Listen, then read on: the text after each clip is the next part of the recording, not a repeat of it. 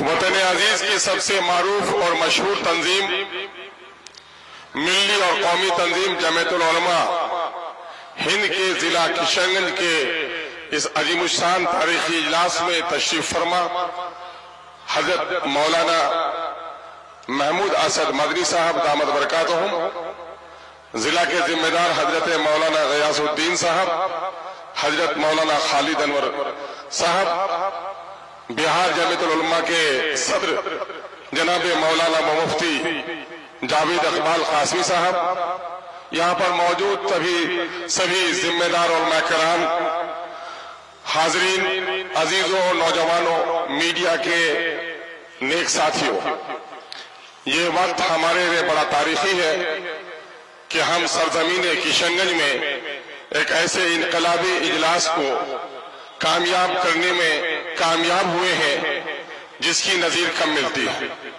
جمعیت العلماء کی تاریخ بیان کرنے کا وقت نہیں ہے، ہم کشن گنج کا باشندہ ہونے کی بنیاد پر ہم ان تمام تر محبوب علماء، یہاں کے معزز رکن پارلیمنٹ جناب جاوید آزاد صاحب اور تمام ایم ایل اے اور آپ سب کا استقبال کرتا ہوں۔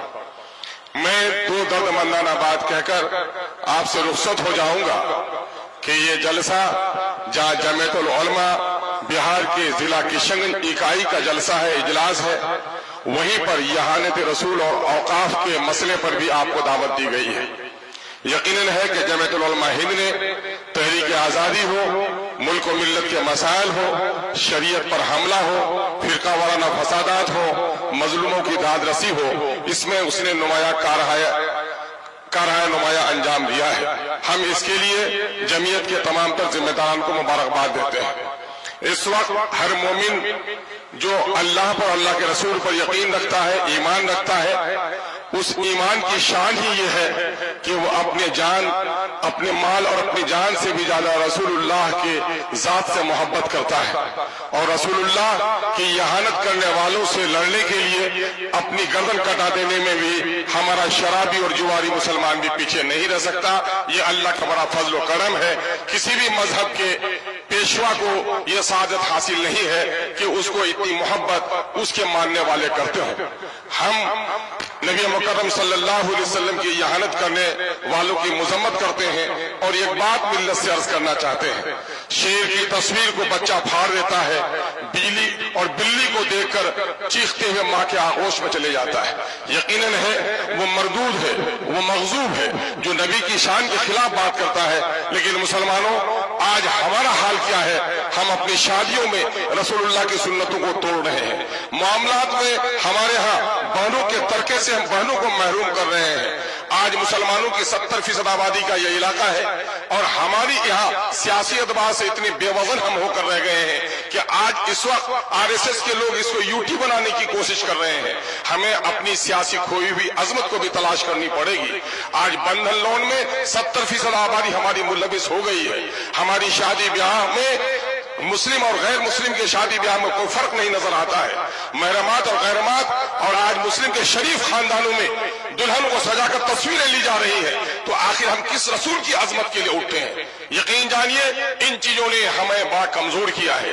دوسری طرف مسلکی اور مکتب فکر کے اختلافات نے بھی ہمیں بہت کمزور کیا ہے۔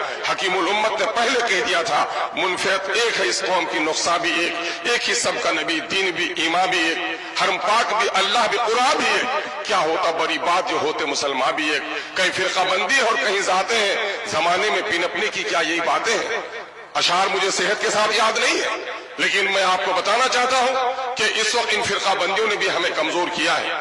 سیاسی بے وزنی نے ہمیں اس ملک میں عزت اور وقار سے جینے کا حق بھی چھین لیا ہے۔ آج ہمارے دینداروں کی داڑھیاں نوچی جا رہی ہیں، ٹوپیاں اچھالی جا رہی ہیں، بیٹیوں کے نقاب پھاڑے جا رہے ہیں، مسجدوں کے تہخانے میں آج مورتیوں کی تلاشی ہو رہی ہے۔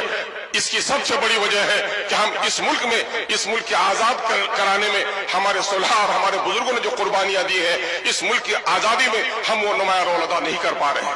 ہم اللہ رب العزت سے دعا گو ہیں کہ اللہ تبارک تعالیٰ ہمیں توفیق عطا فرمائے۔ دوسری طرف اوقاف کی اتنی بڑی ملکیت کہ اگر اوقاف کی جائیداد کی صحیح آمدنی کا استعمال کیا جائے تو مسلمانوں کی درجنوں نہیں بلکہ سینکڑوں میڈیکل کالجز چل سکتے ہیں، سینکڑوں انجینئرنگ کالجز چل سکتے ہیں، فلاحی کام ہو سکتے ہیں۔ یقیناً मुतमईन है कि मोदी हुकूमत इस वक्त हमारी औकाफ की जायदाद, जो हमारे बाप दादा की दी हुई जायदाद है, किसी के बाप की जायदाद नहीं है, वो गरीबों के लिए, यतीमों के लिए, बेसहारा लोगों के लिए, मिस्किनों के लिए सारे की एक चीज है। नबी करीम सल्लल्लाहु अलैहि वसल्लम ने मस्जिद नबी तामीर करी तो उस जमीन को वक्फ किया। औकाफ का सिलसिला हजरत उमर फारूक रजी अल्लाह तआला के जमाने में के काफी आगे बढ़ा है, और उस औकाफ के मामले में आज हुकूमत की बहुत ही नापाक नजरें हम पर उठ रही है। मैं आपसे पूछना चाहता हूं कि मोदी का ये काम गलत है, नापाक है, कि अगर वो हमारी औकाफ पर हमला करना चाहता है, लेकिन किशनगंज के मुसलमानों सिर्फ ये तय कर लो कि किशनगंज में जितनी जमीन वक्फ की है, इन हरामखोरों के पेट से निकालने के लिए अगर हम कामयाब हो जाएंगे तो यकीनन मुल्क में भी हमको कामयाबी मिल जाएगी। आज बात कही जा रही है कि औकाफ की जायदाद को कब्जा कौन लोग किए हुए हैं, औकाफ की जायदाद को ज्यादा कब्जा किए हुए। मैं वक्फ सुन्नी बोर्ड का रियासती मेंबर रहा, जब मैं बिहार शरीफ में गया तो वक्फ की दुकानों का किराया 500 रुपए था, और वही जो निजी दुकान था 2500 रुपए किराया था। पटने में चलिए, 2 सतून आपका इस्तेमाल करते हैं। एक सतून है पटना स्टेशन का, वो मीनारा मस्जिद का सुब्ज गुम्बद वाला मीनारा, और वही एक मंदिर का मीनारा भी आपका इस्तेमाल करता है। सबक ले लो है मुसलमानों कि बिहार में औकाफ की जितनी जमीन है, न्यास परिषद को उतनी जमीन नहीं है, लेकिन उनकी ईमानदारी ने आज कैंसर हॉस्पिटल बना लिए, आज आंखों के हॉस्पिटल बना लिए, आज औरतों के लिए हॉस्पिटल बनाए। तसलीस के फर्जंद ले गए थे मीरास खलील, आज तो बुत परस्तों के फर्जंद ले गए मीरास खलील। आइए हम और आप अहद करें कि अपनी जमीयत को मजबूत करेंगे, अपनी जमात को मजबूत करेंगे। सियासी एतबार से हमारी जो बेवजनी हो गई है, इस बेवजनी को तलाश करेंगे। जो लोग सियासी बसीरत नहीं रखते हो, जो लोग दीनी बसीरत नहीं रख सकते हो, वो हमारी क़यादत नहीं कर सकते। हम अपनी सफों में सियासी बसीरत पैदा करें, और दीनी अहमियत के बगैर कोई सियासी बसीरत भी काम आने वाली नहीं है। दीनी अहमियत पैदा करें। एक बड़ी आलिम दीन हजरत मौलाना वली रहमानी साहब दामद नव्वर अल्लाह बरकतहू ने क्या तारीखी जुमला कहा था, एक किशनगंज के मुसलमानों, सीमांचल की पट्टी में बसने वाले मुसलमानों, तुम्हारी तादाद तो इतनी ज्यादा है कि मिल्लत के मुल्क और मिल्लत के दरपेश मसाइल की लहरें यहाँ से उठनी चाहिए थी। अफसोस कि लहरें तो तुम्हारे यहाँ नहीं उठती, जो लहरें दूर से चलकर आती है वो लहरें भी थम जाती है। अल्हम्दुलिल्लाह यहाँ के मिल्लत के गयूर हमारे उलमा ने अब इस सबक को दोहराया है कि इंशाअल्लाह अज़ीज़ सीमांचल की पट्टी से मिल्लत के मसाइल की हर आवाज बुलंद होगी, और इंशाअल्लाह उसकी लहरें दूर तक जाएंगी।